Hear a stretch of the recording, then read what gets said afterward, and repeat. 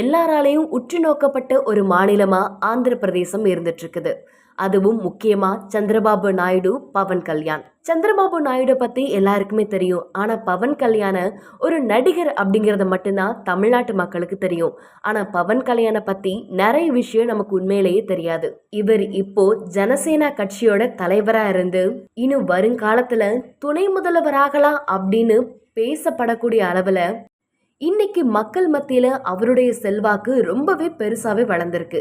ஆனா ஆரம்பத்துல இவர் ஒரு ஆக்டர், அதுவும் தெலுங்குல மிகப்பெரிய சூப்பர் ஸ்டாரா இருக்கக்கூடிய சிரஞ்சீவியோட தம்பி தான் இந்த பவன் கல்யாண். அப்படி இருக்கும்போது சிரஞ்சீவியே பவன் கல்யாணுக்கு அட்வைஸ் கொடுத்தாராம். அதாவது என்னன்னா, சிரஞ்சீவி ஒரு டைம் நினைச்சாராம், அவர் திருப்பதி கோவிலுக்கு போகும்போது எண்ணிலடங்கா அவ்வளவு ஃபேன்ஸ் அவரை பார்க்க கூடி வந்தாங்க. அதை பார்த்து நம்பி அவரு கட்சியில இறங்கி போட்டிட்டாரு. ஆனா டெபாசிட் கூட வாங்காம தோல்வி அடைஞ்சிட்டாராம். அப்பதான் நினைச்சாராம், சினிமா வேற அரசியல் வேற அப்படின்னு.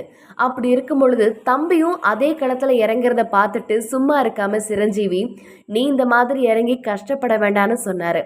ஆனா அதையும் பவன் கல்யாண் கேட்காம ரெண்டாவது முறையா இப்போ போட்டிட்டு மிகப்பெரிய அளவுல ஒரு கவனம் பெற்றிருக்கிறாரு பவன் கல்யாண். இதுக்கு முன்னாடி அவர் போட்டியிட்ட இடத்துல டெபாசிட் கூட வாங்காம தோல்வி அடைஞ்சிருக்கிறாரு.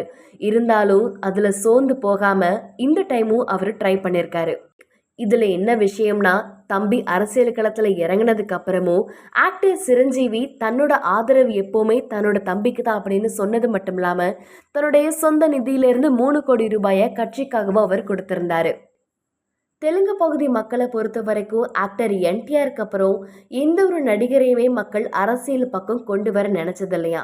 ஆனா என்டிஆருக்கு அப்புறம் இப்போ பவன் கல்யாண் தான் அந்த இடத்த பூர்த்தி செஞ்சிருக்கிறாரு அப்படின்னு மக்களால பேசப்படுது. ஆக்டர் என்டிஆருக்கு அப்புறம் எத்தனையோ நடிகர்கள் அரசியலுக்குள்ள வந்தாலும் அவங்க டெபாசிட்டை பெறாமலும் அது மட்டும் இல்லாம தோல்வி அடைஞ்சுதான் திரும்பி போயிருக்காங்களாம். ஆனா இந்த மாதிரி இல்லாம பவன் கல்யாண் திரும்ப திரும்ப முயற்சி செஞ்சு இப்போ தனக்குன்னு ஒரு தனி இடத்தை பிடிச்சிருக்கிறது மட்டும் இல்லாம துணை முதலமைச்சர் ஆகலாம் அப்படிங்கிற அளவுக்கும் நிறைய மீடியாக்கள்ல அவரை பத்தின பேச்சுக்கள் இப்போ வரைக்கும் உலா வந்துட்டு